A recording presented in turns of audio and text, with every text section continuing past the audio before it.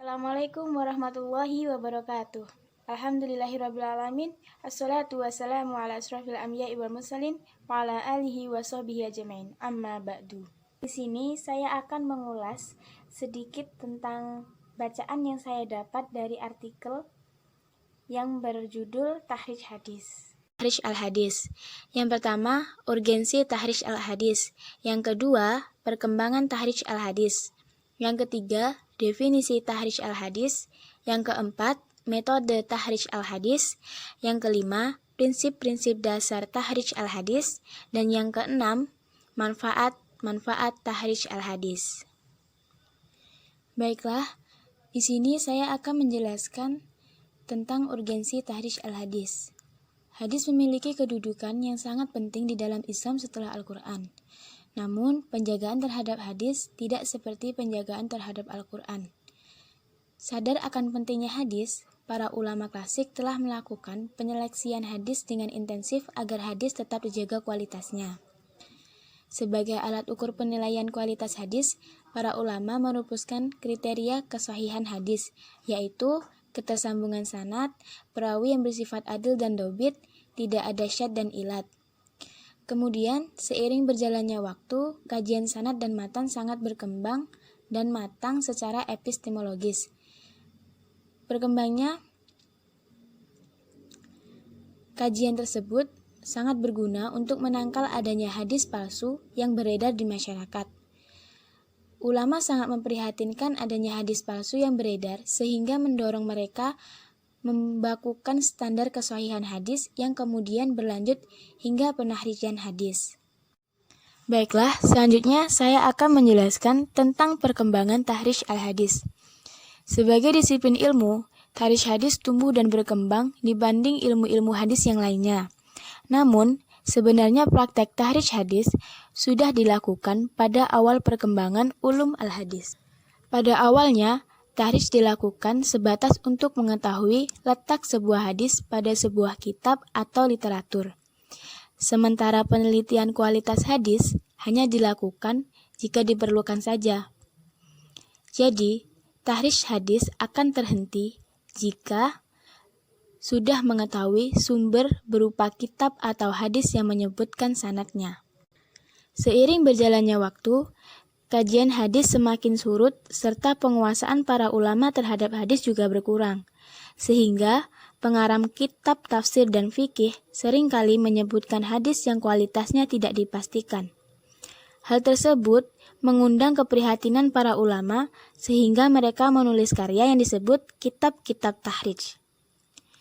Dan hingga saat ini, para ulama melakukan tahrij terhadap kitab-kitab yang beredar di masyarakat yang tidak menjelaskan kualitas hadis. Bahkan, tahrij hadis kemudian menjadi integral dengan proses penahqiqan terhadap sebuah karya. Baiklah, selanjutnya saya akan menjelaskan definisi tahrij al-hadis. Secara etimologi, tahrij al-hadis berasal dari kata khoroja yang bermakna mengeluarkan.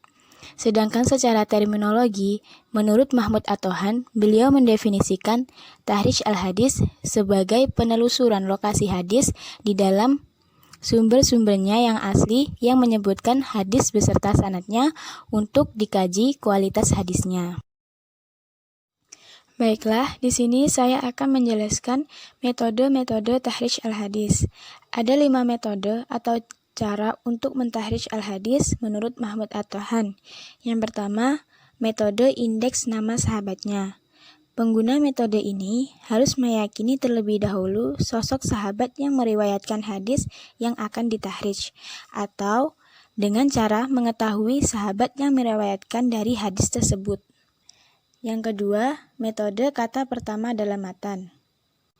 Metode ini digunakan ketika kita mengetahui dengan pasti ungkapan awal dari matan hadis, atau dengan cara mengetahui lafal pertama dari matan hadis tersebut. Ada kategori kitab yang dapat menggunakan metode ini. Yang pertama, kitab-kitab mengumpulkan hadis yang matannya sudah populer di tengah masyarakat luas atau mustahiroh. Yang kedua, kitab-kitab yang disusun berdasarkan abjad. Huruf pertama matanya misalnya Al-Jami' As-Shaghir min Hadis Al-Bashir Al-Nadhir, karya dari Suyuti. Yang ketiga, kitab Miftah dan Fihris, atau kitab yang disusun berdasarkan indeks matan hadis. Yang ketiga, yaitu metode indeks kata. Metode ini digunakan dengan cara mencari kata-kata yang menjadi kata kunci dalam indeks hadis, atau dengan cara mengetahui lafal matan hadis yang sedikit berlakunya. Selanjutnya, yaitu metode tematis hadis. Metode ini digunakan oleh orang yang memiliki cita rasa atau zawq ilmiah yang kemungkinannya menentukan tema bagi hadis yang sedang dikaji, atau dapat dilakukan dengan cara mengetahui pokok bahasan hadis yang dimaksud atau sebagian saja jika mengandung beberapa pokok bahasan. Dan yang kelima atau yang terakhir, metode penelusuran berdasarkan kondisi matan atau sanad, yaitu dengan cara meneliti keadaan hadis tersebut secara terpadu baik dari segi sanad maupun dari segi matan.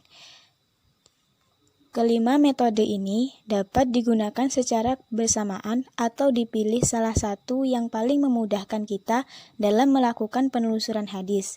Kita perlu menentukan dulu matan atau perkiraan matan untuk kemudian memilih metode yang akan kita gunakan. Selain metode yang saya sebutkan tadi, masih ada lagi cara yang bisa digunakan untuk menelusuri letak hadis, yaitu penelusuran digital melalui internet dan bertanya kepada pihak yang dianggap bisa memberitahu letak hadis. Yang pertama, yaitu penelusuran digital. Dengan tingginya tingkat perkembangan ilmu pengetahuan dan teknologi, kita dapat melakukan penelusuran hadis melalui program komputer. Selanjutnya, melalui internet. Kita bisa melacak keberadaan hadis dengan googling. Cukup mengetik redaksi hadis atau sebagainya saja pada tempat penelusuran, maka akan muncul tulisan atau artikel yang relevan yang bisa membantu kita melakukan penelusuran hadis secara manual. Dan cara yang terakhir, yaitu bertanya kepada pihak yang dianggap bisa memberitahu letak hadis, yaitu dengan bertanya kepada guru dan pakar hadis secara langsung. Yang perlu diingat, dalam kajian hadis adalah bagian dari ibadah, sehingga seorang pengaji hadis hendaknya selalu berusaha dekat dengan Allah Subhanahu wa Ta'ala. Baiklah, selanjutnya saya akan menjelaskan prinsip-prinsip dasar tahrij al-hadis. Yang pertama, tahrij bersifat mandiri atau istiqlal, yaitu kajian dilakukan pada satu sanad periwayatan diberikan pada sanad yang dikaji tanpa meneliti seluruh sanad yang ada. Yang kedua, sebanyak mungkin informasi terkait hadis yang ditahrij harus dipaparkan. Yang ketiga, sebuah hadis sering diriwayatkan melalui lebih dari seorang sahabat. Yang keempat, dalam penahrijan diperlukan substansi matan hadis.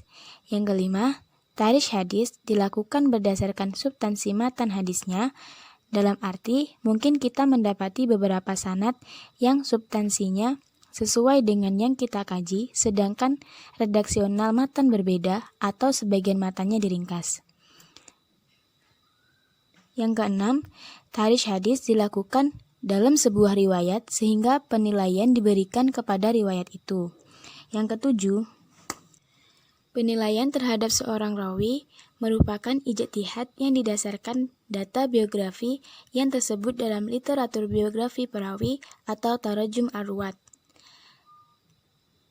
Yang kedelapan, standar masing-masing ulama jarh wa ta'dil dalam menilai seorang perawi berbeda sehingga perlu menelusuri lebih jauh ketika terjadi perbedaan pendapat terkait kualitas seorang perawi. Selanjutnya, manfaat-manfaat dari tahrij al-hadis. Yang pertama, kita dapat mengetahui letak hadis yang dikaji dari sumber-sumber primernya. Yang kedua, kita dapat mengetahui apakah asosiasi ungkapan atau perbuatan dari suatu hadis yang dinyatakan kebenarannya. Yang ketiga, kita dapat mengetahui kualitas dari suatu hadis. Dan yang terakhir, kita dapat mengetahui arti kata yang goribah.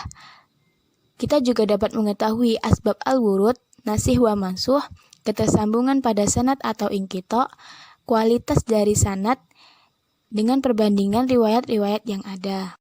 Mungkin sekian dari saya. Apabila ada kurang dan lebihnya, saya mohon maaf yang sebesar-besarnya. Lillahi taufiq wal hidayah. Wassalamualaikum warahmatullahi wabarakatuh. Stay at home teman-teman.